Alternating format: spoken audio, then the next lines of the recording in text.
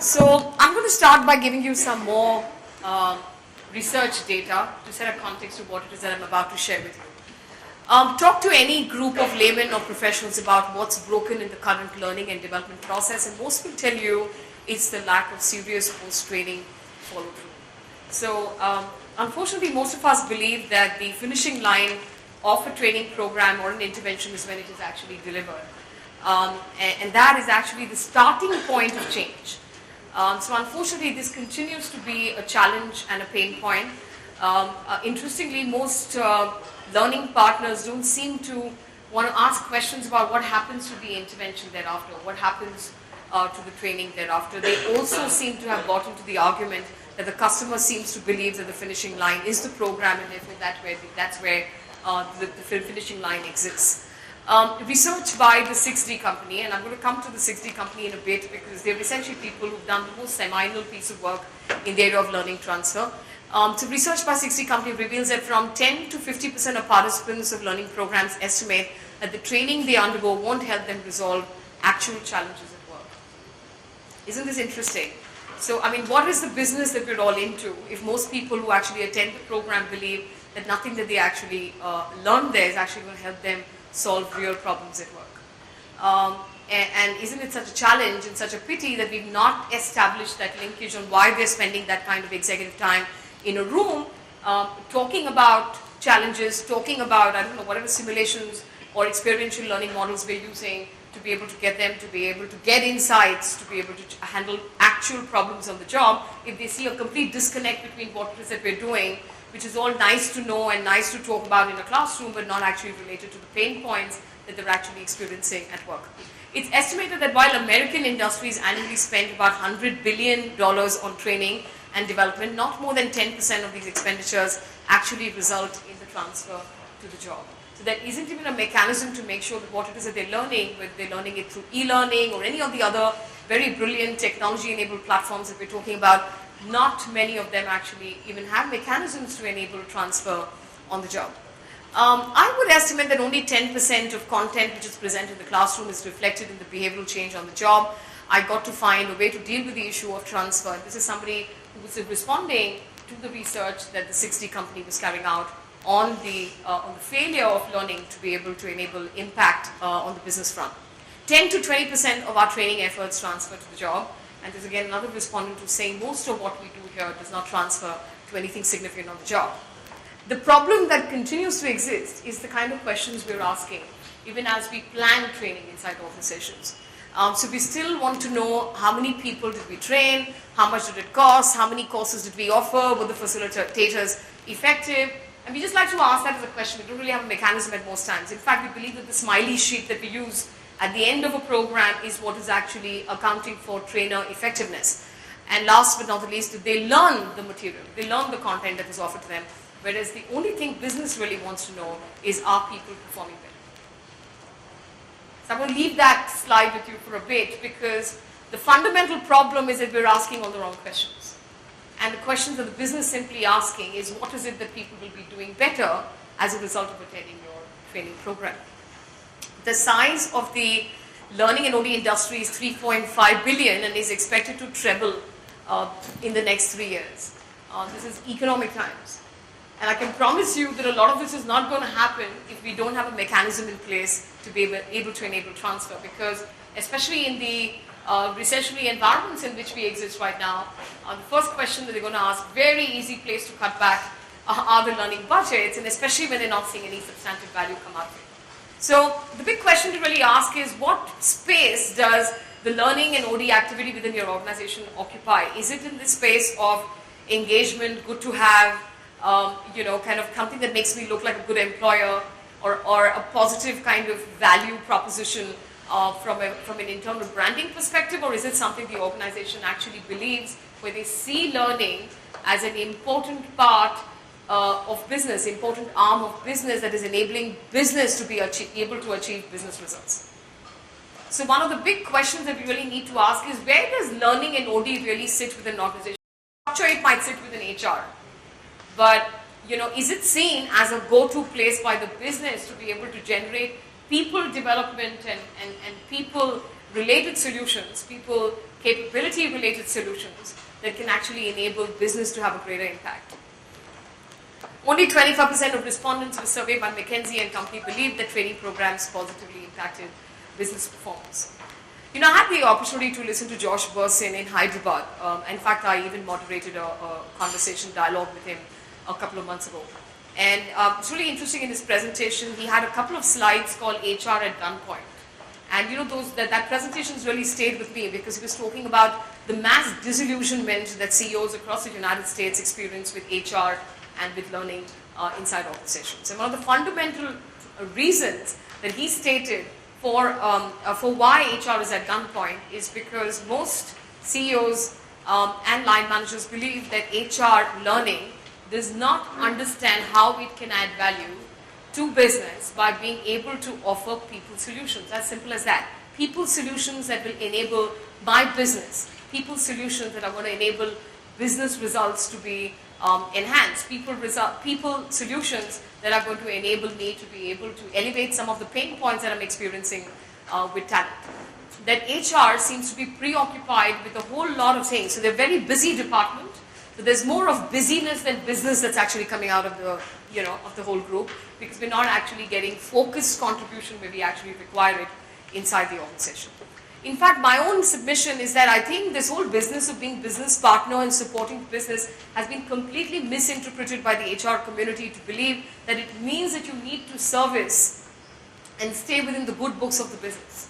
So it appears to have taken the flavor of I am a great business partner if I have great PR with people who are in key business roles. And a lot of us seem to have adopted the, the approach of being emotional partners to people who are in key positions within the organization rather than actually being valuable business partners who are actually helping the business to elevate themselves from some of the business-related pain points that they're experiencing. As a young corporate executive, and this is somebody else who's the former chairman of the Swiss Army brands, and he's saying, as a young corporate executive, I attended dozens of development programs through my career, but no one ever once followed up to see what I had done with what I had learned. The most information ever collected was how I rated the instructor. And this is so interesting. I mean, we're even looking at the wrong place. We're even asking all the wrong questions. The problem with most of us inside organizations is that we're asking the training efficiency related questions and not the training effectiveness related questions. I mean, I was surprised when I saw the format, the template for submitting sustainability reports for organizations, which are also again asking all the wrong questions. They're just simply asking you, how many training programs did you conduct, how many people attended programs, how many training man-days did you clock inside the organization. I mean, this entire route of asking questions is essentially leading a whole mass of people to be able to waste their time doing the wrong things, looking at the wrong place, investing energies in the wrong place, because we're asking operational and financial related questions. All that we're asking, how many man-days, how many training programs did we did, how many people attended, who are the people who didn't attend, let's go gunning after them, how many of the facilitators were internal, how many of these were external, yeah, how much cost did we save because we did some other acrobatics around the training. And then of course we all the time want to please the CFO and everybody else within the organization to show them how we had low cost, high quality training. And of course the high quality is forgotten somewhere in the conversation. So we actually delivered this at a very low cost. And at most times we use untrained people who are internally available to be able to deliver the training, to be able to reduce the cost. In fact, the performance related questions, which are to do with training effectiveness, are at most times not asked. Performance related questions are very simple. How did the business improve as a result of the training that we conducted? What are people doing better now as compared to before? Who is verifying this? Yeah? Who is the champion or owner of this training or this intervention within the organization? And that champion or supporter of training cannot be someone who's sitting from the training department. It's got to be someone who's a recipient, okay, and someone who will validate the value that has gotten generated from the training. It's a very simple question. It's not so difficult. It's just that we're not looking there and asking the right questions. All of us seem to be involved in mass-producing training programs inside organizations to essentially give everyone a feel-good feeling. Most training is actually entertainment, and the reason why we rate training programs highly is not because we put in the rigor to figure whether this is indeed the right content, that we require in this organization? Is this indeed the right instructor that we require inside the organization? It's because we want to look good at the end of that training program. We want everyone to have a great time and act like we're the people who actually produced and directed that film. So it's in the genre of entertainment, and when people spend the whole day doing what it is that they've done, they've got to come back and tell you what a great time they had in training. I mean, I know of enough and more trainers who actually do an entire training program only showing video clippings through the day. Right? I don't know how many of them are even related to what it is that they're trying to drive inside the program. And I'm just wondering about who's purchasing a training program like this, where the entire content's got to do with showing video clippings. I understand that there are facilitators, and with all due respect to them, who've actually created stringed-along video clippings from movies like Munna Bhai MBBS and all kinds of other places that will make the audience cry, get emotional in the room, and as everybody gets stirred emotionally inside the room, they come out saying, oh my God, this was such an impactful program. I mean, I'm just wondering which content that actually drives you emotionally to cry. I'm hoping this is a sign of some form of transformation which will have some impact on the job. Because at most times, a lot of it just seems to be in the genre of entertainment. And a lot of this getting stirred emotionally and getting driven to tears is also part of the entertainment game. So the big question I'm asking is, are we asking the efficiency questions, which is how many programs did I do, how many people attended and the rest of that? I mean, I have cultural written there, is, cultural questions have got to do with, therefore did this drive employee engagement? Therefore, does this mean that the stuff that we do inside this organization, the area of development, actually helps us build our employer brand? It's actually helping us enhance our value proposition to our employees in the area of development. That if you join this organization, one of the things connected with our brand is the kind of absolutely exceptional learning opportunities that you get to be able to impact business, impact the way in which you work within the organization differently. So that the organization may become people's alma mater rather than an organization that they come to work for where they're in a formal arrangement as an employee. So when can the organization turn into a valuable alma mater, valuable educational institution that's actually enabling people not just to build capabilities, but to build relevant capabilities that are going to actually impact business and generate value for the organization? So all that you're seeing on the left-hand side, which is performance leading to a different kind of a culture within the organization, are the effectiveness questions. The ones on the right, which are operational, financial, unfortunately, most of us are caught within the web of answering these questions, as a result of which the entire plot on learning transfer and business impact has escaped us. It's because primarily we are asking the wrong questions, and we created a culture within the organization that's also asking these questions.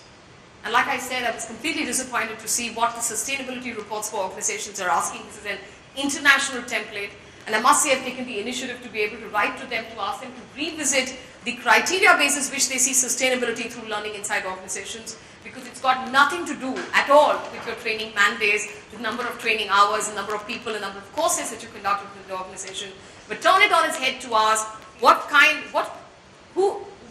of programs did we organize that enabled us to improve the business, right? What are people doing better within the organization as a result of attending the training that they are? Who's verifying and validating this? Does the business or leaders within business see learning as an important arm for being able to drive impact and change within their own organization? So therefore, who are our key internal customers is an important question to ask. What are their desired business outcomes? What is it that they really want? What are the key trainable capabilities required to be able to drive these business outcomes?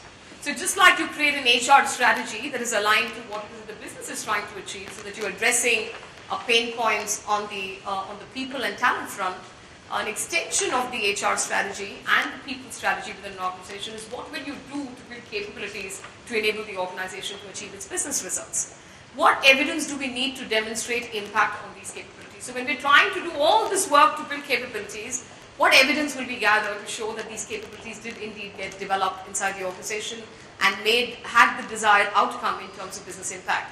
How do we communicate this impact? Most importantly, so not just the process of being able to gather the right kind of data around this and ask the right kind of questions, but to play these answers back to the line so that it works in a virtuous cycle, in a virtuous repetitive cycle. So when you demonstrate impact, therefore there is more engagement, there's more involvement of learning and OD to be able to build capabilities and provide people solutions, and then you drive the entire process of transfer. You actually impact positive business results, play that back to the line, and work in a virtuous cycle again to redefine and get people to build the next levels of capabilities inside the organization.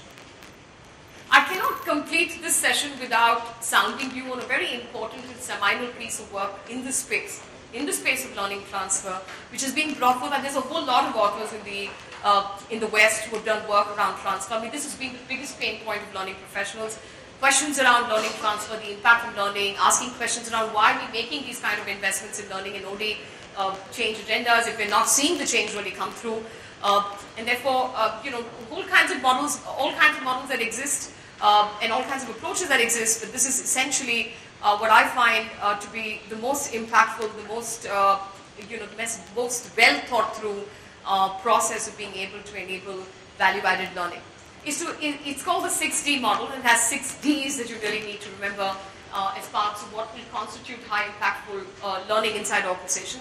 It starts with the define stage, right, which is really define business outcomes. So the define stage is not what training would people like to attend this year, right? Or individually, against our competency framework, some people would like to attend personal effectiveness programs, or some people would like to attend presentation skills programs.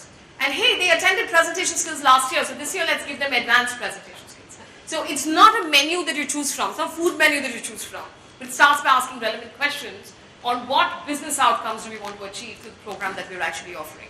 The design phase, design is not just the design of, let me design it with these Munna Bhai MBBS video clippings or whatever other, sort of edutainment or entertainment kind of activities that I can put in, exercises that I can put in.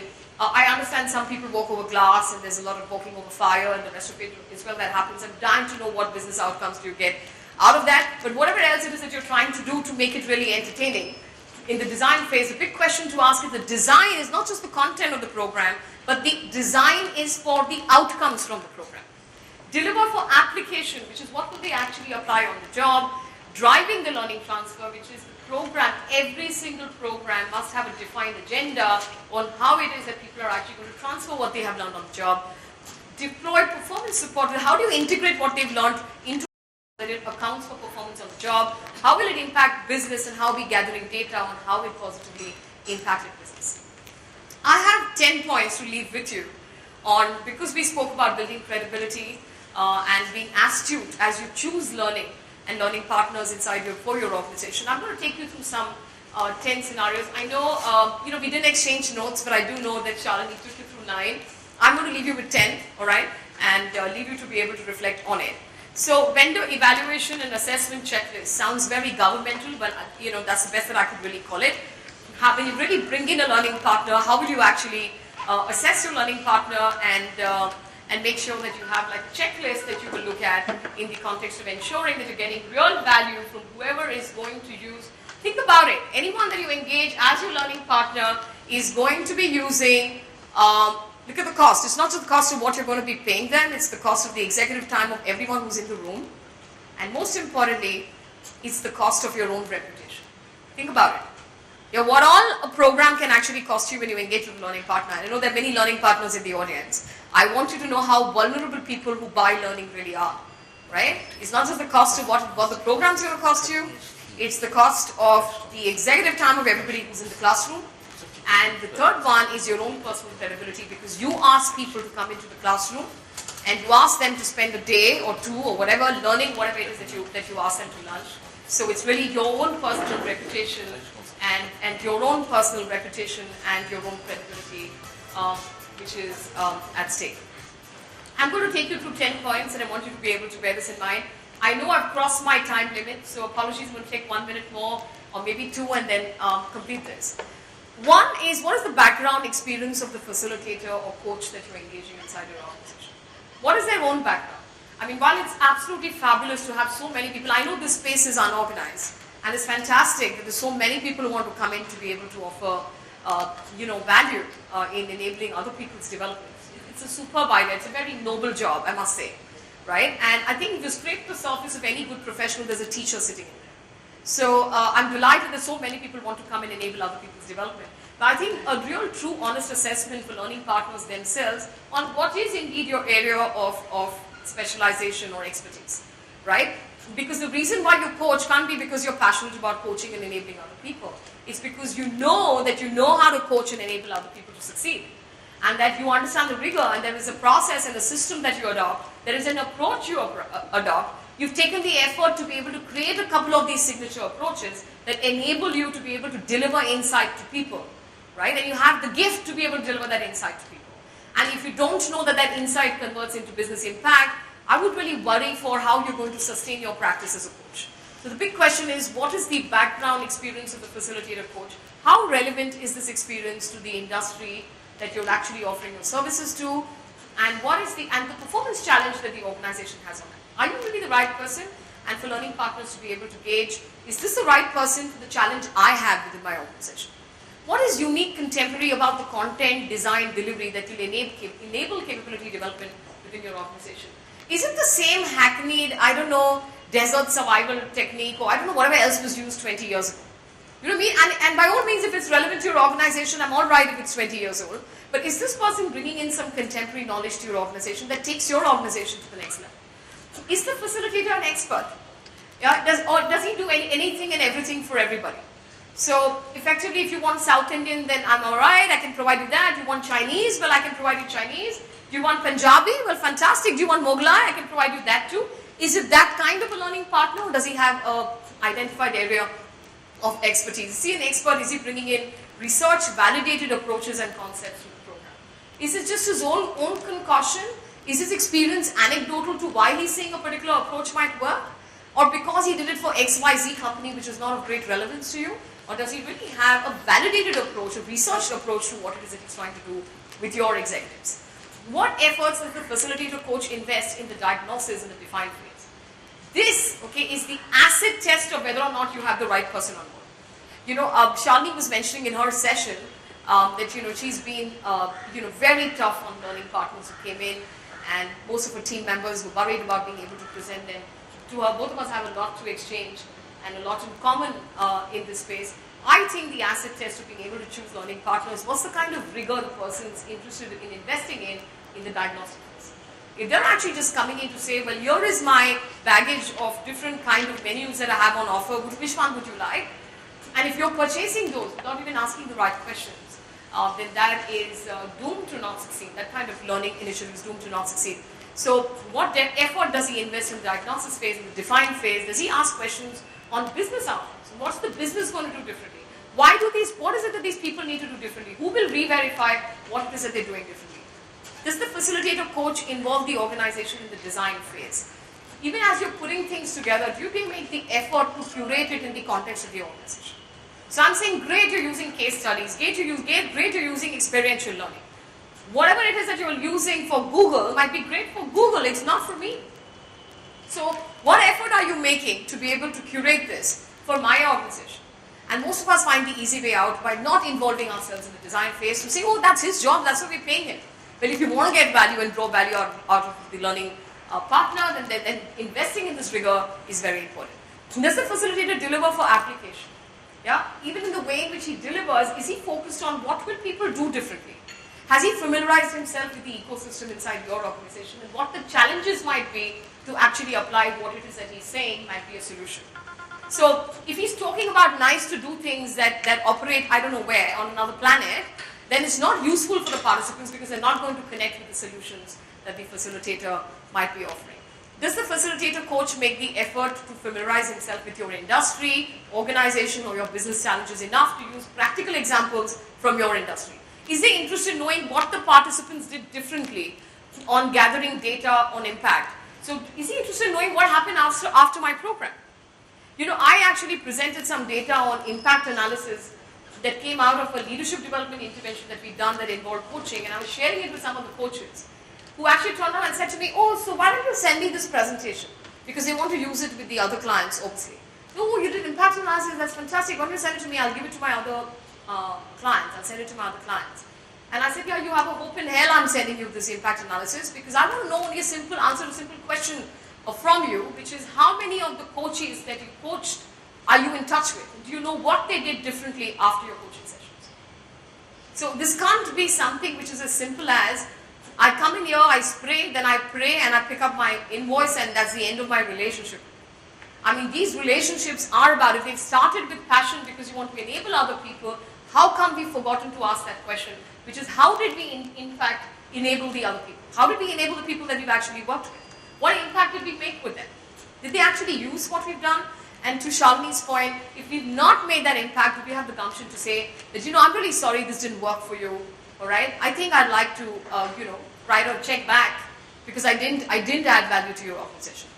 And in fact, I find exactly the reverse. There's a lot of excitement about getting the assignments, and even basic things like asking for client information is not in place. So if you want to do a coaching assignment, how come you're not interested in knowing who it is that you're coaching? These are fundamental questions to ask.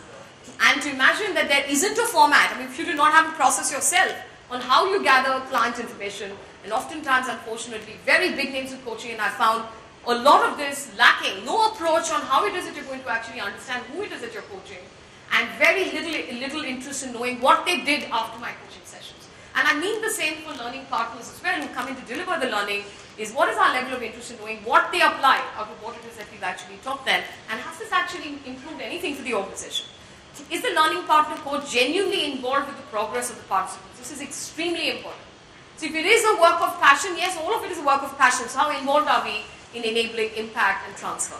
Does she provide them tools to internalize learning and enable a permanent change in skill levels, attitudes that positively impact job performance?